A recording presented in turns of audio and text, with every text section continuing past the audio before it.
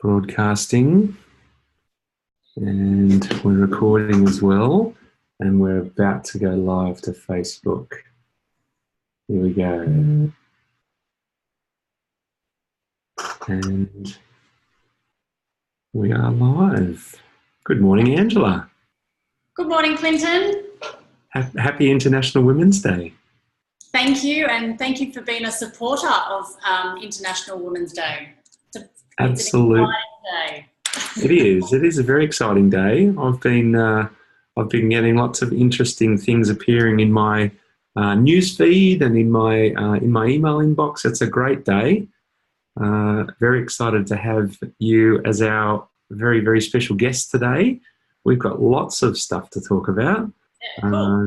It'll be fun. Yes. Yeah, absolutely. It was interesting. I had an article appear in my Apple news feed this morning.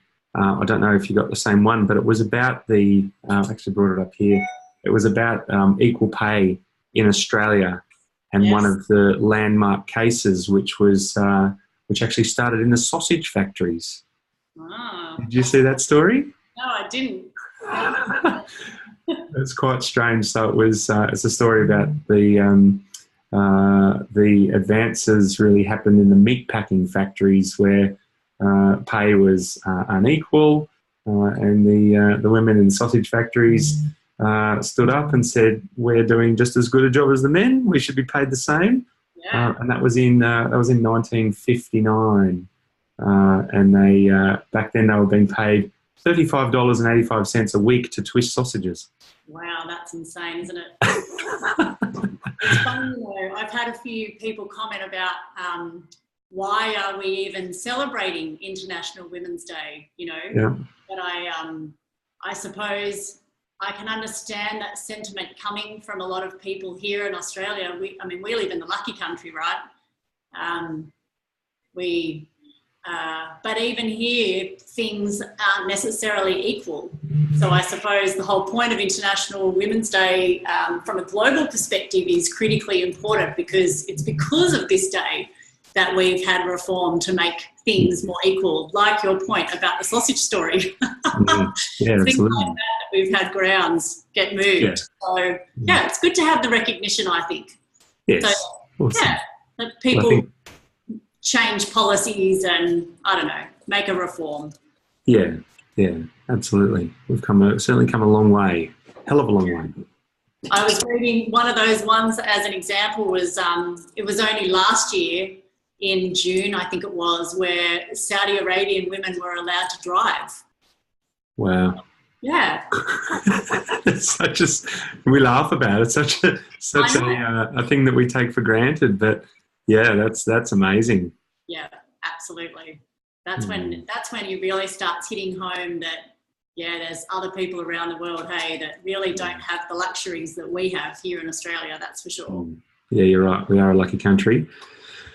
And I love that we're starting to see a lot more women come into trades, actually within doing the trades and being on the tools. Obviously, there's been a lot of women working within tradie businesses, a lot of times in the background, not so much on the at the coalface, dealing with the clients on the tools, but that's changing. That's changing very, very rapidly. I saw another article recently about the number of female apprentice electricians were starting to outstrip the guys. Oh wow!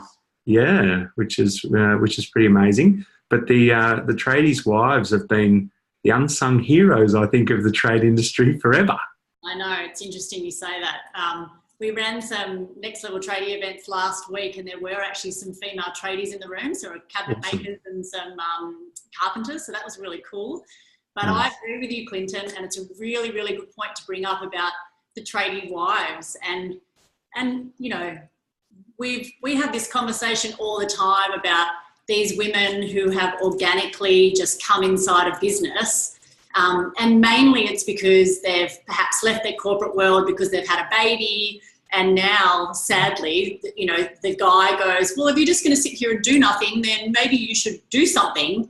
And she goes, well, what do you want me to do? And he says, how about you just do the books? And she goes, yeah, cool, because my background is PR or marketing, but I'll do your books for you. So that's kind of the role she takes on, right? So it's a really common story in trade that Yes. we all have our own strengths. So that's, I'm fine with that. But he doesn't understand the other side about what she has to pick up about this other side of business. He's on the tools, but there's so much else that has to happen inside a business. And often the conversation I'll hear is they'll tell me that they're talking about pay, right? Often the females will say to me, well, I don't take a wage.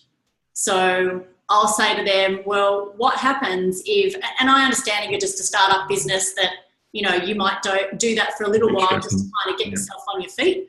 But then years will go down and down the track and they're still doing the same thing. It's almost like they don't think they're worth getting paid any money. But the reality is, if they were to step away and someone had to do that job for them, they would actually have to pay someone some money. So they've got to at least start somewhere. So yeah, 100%.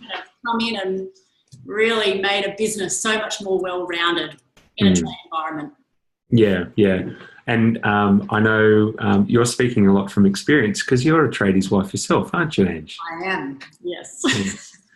So, and you came from that corporate background before you became involved in Dr. Drip? Yes. So I have a pretty funny story. So I was a national sponsorship manager for dairy farmers. And I remember at the time Andy saying to me, the business is much bigger now, Ange. You're traveling all the time. You're never, ever around. And, table talking at night time over a glass of wine is one thing. But he's like, okay, I've got too many guys on now come into the business. I'm like, okay, let's do this then. So I quit my job and I came to work with Andy. It's going to sound a bit stupid, but when I'd come from a background of managing like a $3 million budget, Andy and I had an argument over me placing an ad that cost something like $326. He was cranky. And I was like, do you want me to help, like from a marketing perspective, or to do anything, or what do you want me to do? And that was, we had to find these boundaries, right, about who was doing what and what relation, who was responsible so that you didn't cross the borders. Interesting times. Absolutely. It's a very different relationship, having that personal relationship and having the work relationship and being able to separate the two. Yeah, absolutely. Yeah, it's a huge I guess we were lucky back then that we didn't have children, we did have a mortgage, so we had responsibility. But when we first started, we did. When we first started the business, we didn't have kids. But now, with regards to the trade companies that we work with and help, you'll often see, because she's now come into the business either partially or completely, you start seeing, they have these arguments or whatever inside the business. It's like what's happening in the business now flows into the family world. And these arguments they have about cash flow, now they're doing it at a dinner table in front of their children. And these two worlds can never be separated. So we need to find some harmony between the two. And I think that's probably one of the biggest challenges a lot of tradie wives have is getting their guy, I suppose, to understand the responsibility that they hold inside a business and now finding a harmony between those two. Yeah, absolutely. And I think communication is so important to know when to separate the two different lives. And I'll speak from experience. We've got Yasmin working within Tradie Pad, and that happened, it was maybe 18 months ago, and it was one of the greatest things that we've ever done because it gave Yasmin so much more visibility over what was going on.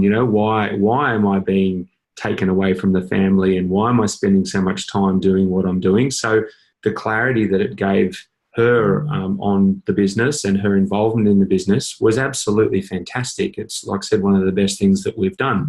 And I love being able to work with my best mate within the business, and we work so well together. So it was a fantastic thing. But I have also seen opposite end of the spectrum where it can be very destructive. Yes. I think it's something that everybody needs to be conscious of, that if you are going to have your partner in the business, there needs to be very good lines of when we're in the business and when we're personal, and communication needs to be absolutely impeccable. Yeah, there's no doubt that working with your partner has its benefits for sure. Like, I love working with Ange and have done for many, many years. And I think what's cool about that is because our strengths, like Ange and I, our strengths are completely different. So we bring so much to a business together. However, I'm with you that, you know, for some trade companies where him and her are actually involved inside the business, sometimes that's really good, and you can actually make that work really well. To your point, if you've got some boundaries and you do need time away from each other, you know, like there's a few things that I would definitely recommend about how to keep that harmonious. However, that said, there are some couples who need to just be honest and go, it's not a good idea working together, and we're better to go our separate ways. Yeah. And I think sometimes maybe it's a case of having the right role within the business as well. Like you said before, it's almost like that bookkeeping role is just a given. Yes. But it's not necessarily the right role. You know, it's we come across it all the time within Tradie Pad where a husband and wife team come to us and the wife says, oh, I do the books. Yep. And you ask the question, do you enjoy it? No, I hate it. Yes. It's just what you do. And it doesn't need to be that way. You know, we've got a massive network of bookkeepers and accountants that we work with where we're referring these husband and wife teams to use a bookkeeper quite regularly, and then the wife can do things that that she might enjoy more, whether it's being on the tools, like actually getting out and doing some of the work. Yeah, absolutely. We've got one of our pest control clients does exactly that. And she loves getting out and being out in the field and doing working alongside her partner, actually out there getting her hands dirty. So I think it's finding the right role. Yes, one of the conversations that we have with trade companies when we work with them is this conversation of leverage that you just brought up. Because exactly that, when we ask the same question, Clinton, which is when we ask her, so how involved in the business are you, and how many hours do you do, and what sort of responsibility do you hold in the business? And often the answer is, well, I do the bookkeeping. And we ask the same thing. So do you enjoy it? Is it like what you did in the past? Like what else can you bring to the table? What are your strengths? And she's like, I hate this job. It's the worst job in the world. And we're like, well, why? It takes you like 3 hours to do a particular task that you can't stand, so then you put it off, like debt collecting. That's, you know, often even the boring reconciling. But for someone else, like a bookkeeper who is trained, they do the same thing in like probably half an hour or an hour. So the leverage of their time, paying someone, say, $50 an hour or whatever it is such a better use of their time and money. So in her 3 hours that task would have taken, she can now allocate to something she loves, especially if you think about her background may have been marketing. It's like, why aren't we putting you to better use? Yeah, absolutely. Yeah, absolutely. And so that's a role that you play within the businesses that you work with Lifestyle Tradie. You help thrash out those discussions and identifying the real strengths and restructuring. Absolutely. Just because organically when they first started, the Shias first started working with the business, that's just the common thing, is for her to pick up that particular role of bookkeeping. And as the businesses grow, she just organically starts taking on everything. So absolutely, we now need to try and carve time for both of them, because they waste time and leverage, you know, time and money and often other people in the business as well. Not just them, but, you know, maybe a team leader, or the guys aren't leaning on the rest of the team enough. Yes. Yeah. Really. Okay, awesome. I know you're a big part of the Tradies Wives Facebook group as well. We're hoping to have a representative from the Tradies Wives group on the call today, but she was busy. But you're a big part of that group. I know you're very active in there. You see that as a great support mechanism for wives that are working in tradie businesses? Yeah, absolutely. I love the Tradie Wives Facebook group. I think what's really important is the community piece. So, we have these conversations with lifestyle tradie members and, any trade companies that we come across, that they live in this world of isolation. So it's something they probably don't even realize happens. But when we start talking about it, they go, oh yeah, it's true. Like, where it kind of starts from him. So for instance, he's gone, I just want to start my own business. So he's just gone and got a car and a couple of tools, and he's just started working often with friends and family, and organically has picked up enough work. And then now it's maybe a few years down the track, 5 years down the track or whatever, she's given up her corporate job, had a baby, come inside the business, picked up the basic bookkeeping, that kind of stuff. And so now he lives in isolation. So he has gone, what's my pricing and who am I going to work with? And he just copies and emulates what his previous boss was. But he's got no one to talk to. Tradies, we find, are somewhat guarded with what's happening inside their business, and they're really proud. We understand that. So when you start talking about what's going on inside their business, straight away they're like, yeah, everything's fine, it's great, it's growing, I'm making lots of money. But when we meet them at like our live events, Next Level Tradie, we tap, tap, tap, and they slowly let you in, and perhaps the reality comes out that that's maybe not the truth. But she is exactly the same. So we talk about him living in this world of isolation because he's in a van just seeing clients, but he faces problems or business decisions, and he's got no one to rely on. So therefore he just makes his decisions by himself. Well, she's exactly the same, because often the trade companies work from their home. So she often doesn't even have contact with other humans unless, sounds a bit like sad, but they often don't have contact with other humans unless they've maybe taken their kid to kindy or they've arranged coffee with a friend.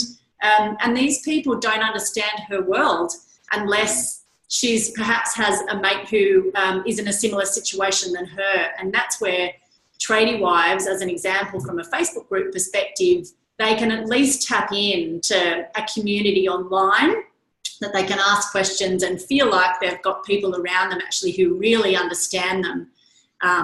But to elevate that, what's even better is when, because obviously you understand Lifestyle Tradie about what we do with working with our members, but an opportunity to come to our live events as an example, and not just have the guys there, but the women there, to now have, 150 plus guys in a room from all around Australia, and the women now go, oh my God, I have these women who totally understand me for the first time. It's so powerful.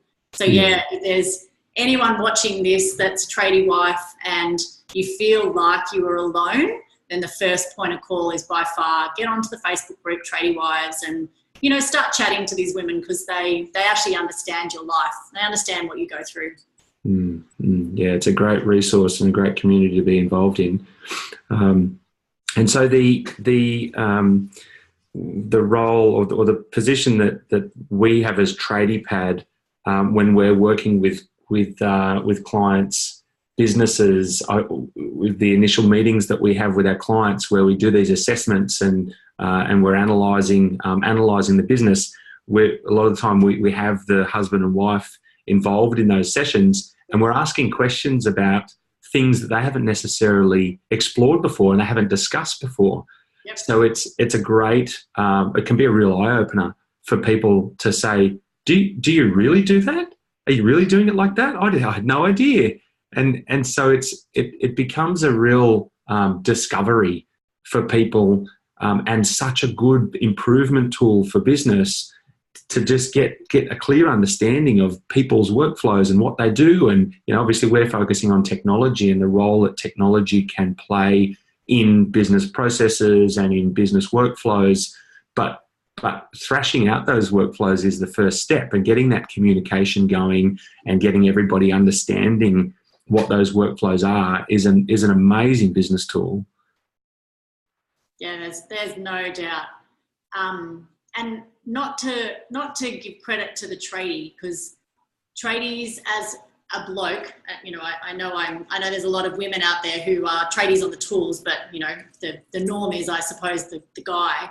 Because we've talked about the fact that when they've gone to TAFE, they've really just learnt their rules and regulations. They've never really understood this other side of business, which is, that's the bit that makes them successful, right? This is like the marketing and getting the direction and understanding their money and understanding how to employ people properly. So, and processes, to your point, and tech. Oh my gosh, it's really important to understand this stuff. That they've just organically evolved, and now with the she coming inside the business, there's no better time that, often you're the same. You might talk to companies that have been in business for 5-10 years, and or the reverse. You're talking to people at the very beginning, which is the right time to start talking to the likes of you or I at the beginning of their journey to get this right up front. And often the conversation, like you've just said, is often a discovery, because even they, when we start asking questions, they're like either looking at their wife going, I didn't really even know that you do that. Oh my gosh. Or finally, when we talk tech with them, with regards to what buttons are you pressing when you're out in the field, they'll even go, well, they don't really know necessarily what they're doing that affects what's happening in the office. And that's a really good conversation to actually put both him and her on the same page. Yeah. So in closing, any tips? I'm thinking of one, but any tips around how tradies' wives and tradies can work a little bit more harmoniously within the business, and how maybe they can support each other a little bit better? Between husband and wife? Yeah. Is that the question? Yeah. Oh, I could talk to you about that question, but that answer forever. But a couple. Well, I've probably got some tips for the him and her, and then I've got tips just for her, considering it's International Women's Day. My tips for the him and her, because this, you're the same. You work with Yaz. I work with Annie and have done for many, many years. Yeah. A couple of things, which is, if you're going to talk work on a weekend, like because there's a particular subject and you haven't had a chance to catch them and you have to do it sometime, you have to ask, not just talk. It needs to be, I need to have a conversation about blah. It's going to take maybe half an hour of your time. Can we do that tonight, or can we do this tomorrow? And if they say no, not now, let's do that tomorrow, you have to respect that reply, because you're now in what we call playtime, right? It's their home time. So that's one tip, is ask. If there's something that you want to talk about, then ask. Be really respectful of each other. We say, make sure you've got to treat each other like you would the rest of the team. It doesn't matter that I'm your wife or you're my husband. Don't ever elevate your voice, or, just imagine you're sitting in front of another teammate. Yeah. So, simmer down, and you must have time out away from each other, because especially if you work together every day like we do, he's probably here, you've probably seen him behind me. We're together all the time. It's really important to take a long weekend and go away with the girls, as an example. And he's the same, like he'll do the snow with his mates. Like, you've got to have time away from each other so that you, so there's way more I could, but they're probably some big ones. What are yours? What would you say? Very good. They're very, very good tips. I think being open to suggestions and input from the other party is a really important one. Not just dismissing ideas or dismissing concepts, and learning a bit more about your partner, I think is really cool as well. And you've been married, you've been together for however long, but it doesn't mean you know everything about their technical skill and their commercial skill. And open your ears and listen. Yeah. I think is a really important part. I've learned a lot of Yasmin. What she was doing prior to coming into working in TradiePad, she's brought a lot to the table. So just be open to understanding and learning about the skills that the other person can bring to the business, I think is really important. Yeah, totally valid. I agree. I've taken social level, right? So Now, when it comes to work, your personalities can sometimes be quite different. Absolutely. Yeah, I noticed that too, for sure. It's Mm-hmm. not to say that your personality is completely different, but yeah, how does they deal with different situations? Because to your point, your strengths are often very different. So you should maximise that as much as you possibly can in a work environment. Stop trying to build up the weakness. Like, stop the tradie wives from doing the books when they hate it and they're no good at it. It's like, don't try and fix the weakness. Just ditch that, leverage it, and go play to your strength. That's definite. But my big tip on for the women today, considering it's International Women's Day, is don't be a stranger. Like, really find the right tribe of people to hang around, some really like-minded people that really understand you, and hence this is where Tradie Wives is really good. Or connect with a community of women who you can lean on, because we know that Tradies Wives really do live in this world of isolation, and just do something to help. So what can you do that's something so tiny to make a difference in someone's world? Because it's a ripple effect. If everyone stays positive and can help in some small way, it's amazing what that can do down the track. Ripple effects. Drop a little rock and it goes everywhere. Yeah, that's cool. That's cool. Very good advice. I'll add one in there about personal development as well. Being a training organisation with Tradie Pad, I'm a big advocate for personal and professional development. I think taking some time to upskill or outskill on the things that you do within the business, I think is really important as well. So taking the time to learn, whether it's listening to podcasts or it's doing a course or it's whatever it might be, make the effort to do some improvement, because it doesn't just improve you, it helps improve the business, improves the relationship, improves everything. Big time. Yeah. And that journey never ends. That's right. That's what I love. I love learning. And the more that you can be that sponge for yourself about education, that's the bit that never goes away. Stop buying, like, I don't know, a new Jetta or a Bobcat, for instance. Although that'll earn money for the business perhaps even the short term, the knowledge is where the massive differences that we see every single time, hands down. You need to be consistently educated. I agree. Yeah. Really good point, Clinton, and 100% agree. Awesome. All right. Well, thank you, Ange. Thank you so much for your time.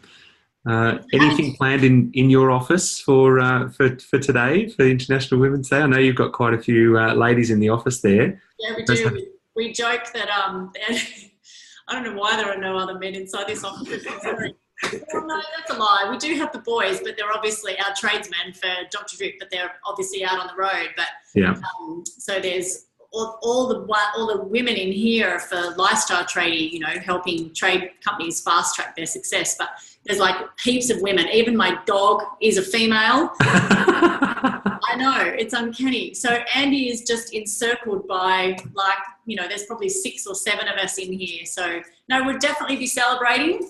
And celebrating the men that support International Women's Day too. So that's a good thing. Yeah, certainly some celebrations to be had in here. Nice. Bit of fun. And it's Friday afternoon too.